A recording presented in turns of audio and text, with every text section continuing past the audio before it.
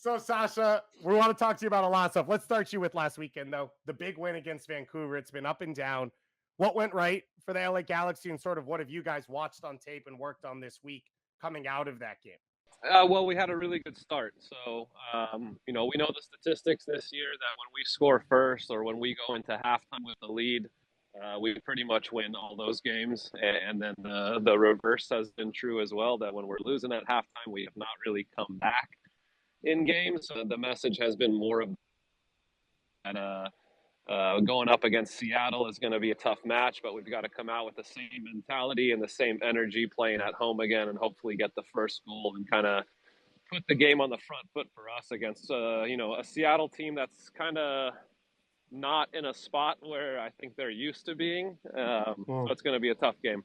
Yeah, Sacha, what are the vibes right now in the locker room? Because I know there's been some brilliant moments for the Galaxy this year, but it's also been kind of inconsistent. So what's kind of the overall vibe there? Yeah, like you said, very inconsistent. But I think the vibes have still been pretty good. I think the mentality of the group has still been pretty good. Despite some bad results, despite some games where we're down 3-0 at halftime, that's not a clear reflection of our group, I think. Hopefully this game against Vancouver, where we get 5 goals, is really kind of a thing to get us rolling in a positive direction again. I chatted with Julian a bit last week about Greg Vanney. You've worked under, I'd argue, the best coaches in American history. What is Greg Vanney like compared to some of those guys, and sort of what's that experience like of the way he runs his team? Well, Greg's been a fun coach to work with because he's so tactical. So he always sees the game for what it is in what ways that we can exploit the other team. I'm sorry if it's a little loud right now. I'm kind of walking through an area where they're working. We're getting the full Dignity Health experience. This is the live show. But Greg, like I said, he always is looking for ways to manipulate the game depending on what we're going to go up against. So if a team is playing like a 3-4-3, then we kind of situate ourselves in between those spaces there where they can't really defend. So that part's been fun because it makes you look at the game in a different light, and I think it's been a very valuable learning experience for all of us players. Sacha, let's talk about you a little bit. You are right now 1 assist away from 100 career assists. When you think about some of those moments, do any of them stand out? Do you have a favorite assist? There are a few that stand out. There's been a bunch, but I mean, off the top of my head, I can think of a few back from the New York days that stand out. One where I'm dribbling in from the right side against Orlando, and I see Mike Grella making a run on my left, and I slip a little through ball through the defender's legs like a nutmeg, and then he comes in with a one-time finish. That one was a fun one. There's a good one with Lloyd Sam against Columbus. I think it might have been 2015. Where a rebound comes to me in the box on my left foot, and instead of shooting, I slide one across the goal to like him at the back post. And I just remember after the game him saying, like, I can't believe you didn't shoot that ball. I can't believe you saw me and like gave me that pass. Like, that was amazing. So a few of them like that, but there's been so many. It's been a long and fun career, and hopefully we get 100 soon. I appreciate, by the way, all of those people are now broadcasters, and you're still out there getting assists on the field. Sacha, I know you love your trivia, so here it is. You'll be the 8th to break 100. Can you name any of the 7 who are on the list right now? Oh, yeah, for sure. I know Landon is number 1. Yep. I don't think I'm going to reach him.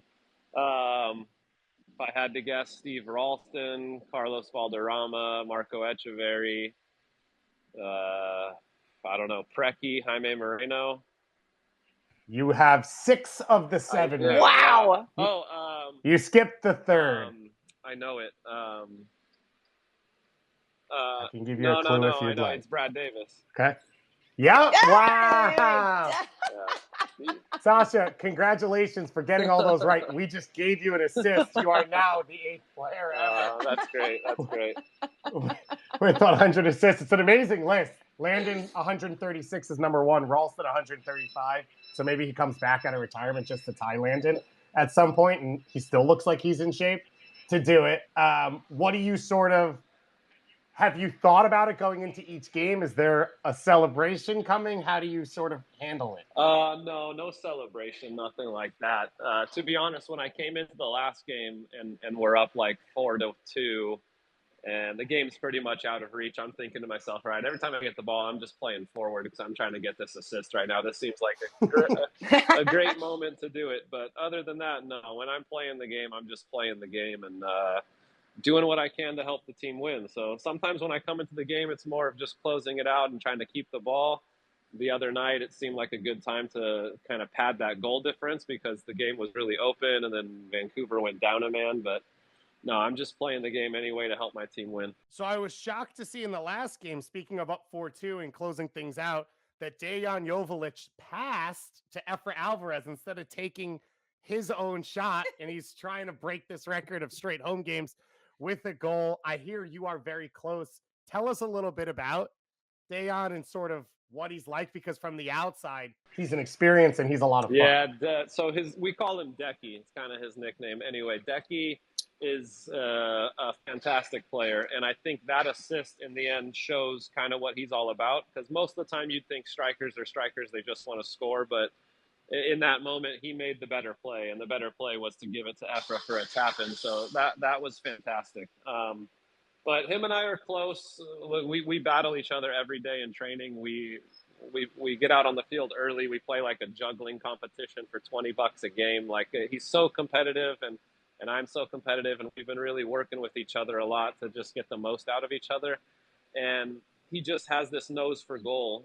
The way he trains, the way he works, just the fire that he has to score goals is what a really good striker needs. He's got some of that Bradley Wright Phillips in him that I know, and I think he's got a lot of that Chicharito in him as well, just that movement in the box and ability to finish goals in different ways.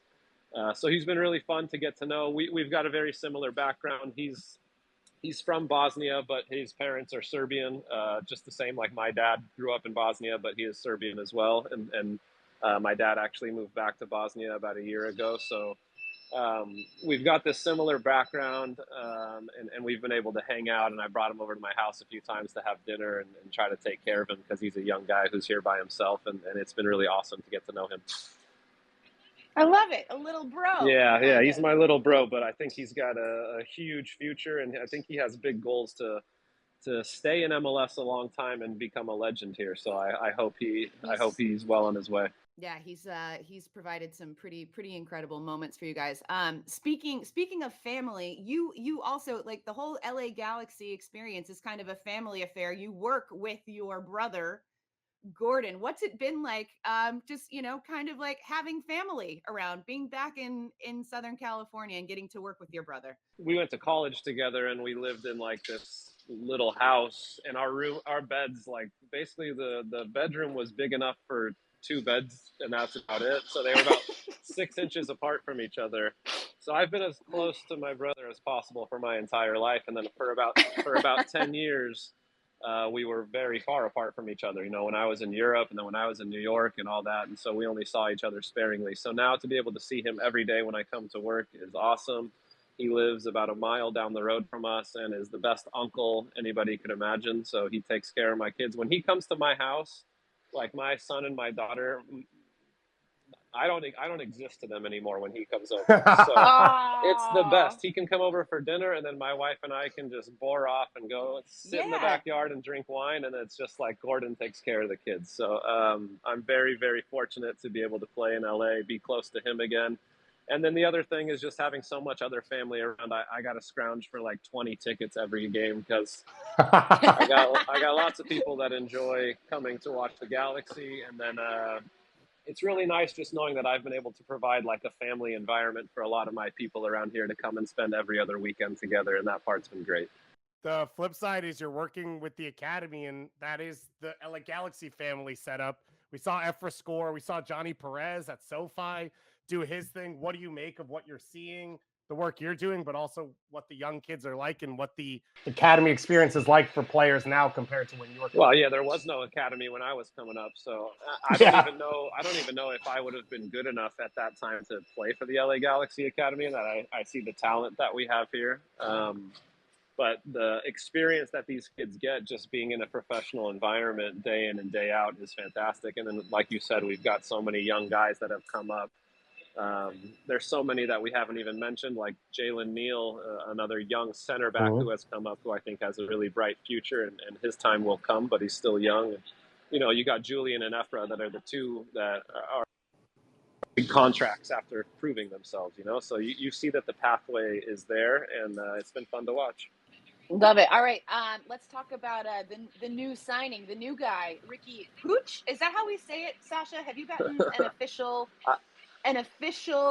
way to say? I feel like I'm butchering I don't it. have enough. Yeah, I think you're saying it right, but I'm not even gonna. I'm used to people butchering my last name, so it's okay if we butcher someone else's. I know exactly. Oh God, it's literally my worst nightmare about being on air. Is like I am destroying everyone's name. But they've said that he's going to be available for your match against Seattle tomorrow. What have you seen? What are you excited about? What's this guy going to bring to this Galaxy team? You know, he's small in stature, but he plays at a really fast pace. So I think being at Barca and being training with their first team for the last, whatever it was, 4 or 5 years, he's got a lot of experience in having to play at the right pace and the right level to be successful. So I hope he'll be able to be a difference maker, because he clearly has got something special when he can, you know, the way he just moves with the ball. He plays at a pace, I think, that defenders won't be ready for. And I hope he brings a lot of success to our team. At an age like his, you made the move in the other direction. What do you make of a player like that now coming to MLS to sort of continue his career? Yeah, it's a very interesting move. I think, you know, he was kind of, it was time for him to move on from Barcelona, and I'm sure he had a number of other options. So for him to choose the LA Galaxy is a big deal. I think he probably sees this as a stepping stone maybe to something bigger in the future, and a chance to play more first team minutes and regular games and get into a groove. But it's very interesting to see, because he could be kind of like a litmus test of how successful he can be here, and then maybe other guys will follow in the future, which would be fantastic for MLS. Love it. Sacha, right now you guys are currently in sixth place, 33 points. We've got 8 weeks left in this season. I know it is. It's crazy. It's actually crazy. But I know, like, I was there last year when the playoffs like literally like slipped away from you guys at the last second. It was heartbreaking to see. No, you know, knowing that this is a Galaxy team that expects to be in the postseason. For you guys, what is the focus in these final weeks of the season? What is it going to take for you guys to stay above that playoff line? Yeah, many things. The most important thing, I think, is going to be consistency. So we've got to take it one game at a time. I know that's cliche, but that's the honest truth, is it's one game at a time right now. And I think we know and can recognize that the top 2 spots in the West are out of reach, that I don't think we're going to catch up to LAFC or Austin. But other than that, the rest of the next 5 spots in the playoffs are really up for grabs. And the goal is to be qualified for the playoffs before that final game of the season, because you don't want to go into what happened last year against Minnesota, you know, thinking you probably need a draw to get in, and then, you know, getting that draw and realizing you still didn't get in, and you know, being part of the playoffs, basically being above the line the entire season minus the last 5 minutes of the season, and then you're out. That was heartbreaking. So yeah, big goals, I think, for us to think that we can definitely make the playoffs and hopefully secure a spot before that final day. So one game at a time. It's Seattle tomorrow night to start the weekend off, 10 p.m. Eastern time. On ESPN and ESPN Deportes. Great way for all of us to start the weekend. You talked a little bit about Seattle being down. What are you guys looking at that gets you over the hump? Sort of what are the keys for the LA Galaxy to try and knock off the Seattle Sounders? Well, I think every time you play Seattle, they've got some key guys that you just have to focus on. And so that's Rui Diaz. Whenever he gets into the attacking third, he can shoot from anywhere. He can create his own shot. He makes good runs off the ball, and he's a good finisher. And then the other thing you got to be wary about is when they don't have the ball and then the ball turns over, that Jordan Morris's speed and power can just take off, and you know, he's making those runs, and Lodero is always looking for him.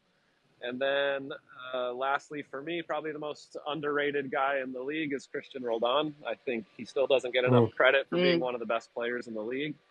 with everything that he does on and off the ball, attacking wise, defensive wise, the amount of ground he covers, the type of runs he makes, the smart passes he makes, and that he just always seems to be around the ball. So those 4 guys, very key for me. If we can shut them down and hopefully get the first goal, I think we can get the win. I love that. I love the Christian Roldan love as well. Me and Suzanne are on board with you. Big time. Pushing for that 100th assist. Now, Sacha, I know you're going to get it. But if you don't, I've not seen any official word here. Are we going to see you on the field next year in MLS? I mean, in I think so. Yes. You just never know what's going to happen, but I do plan on playing next season. So that, when you get old like me and contracts become just 1 year at a time, you just never know. But I hope that you guys will see me on the field next season. If not, MLS Today has a new allocation budget. We just sold some hosts to Europe, and Sacha, you will be the first request that we put in. Thanks so much for taking the time, man. We appreciate it. Have a good rest of your day. Good luck tomorrow, and hopefully we'll talk again soon. Thank you, guys. Take care.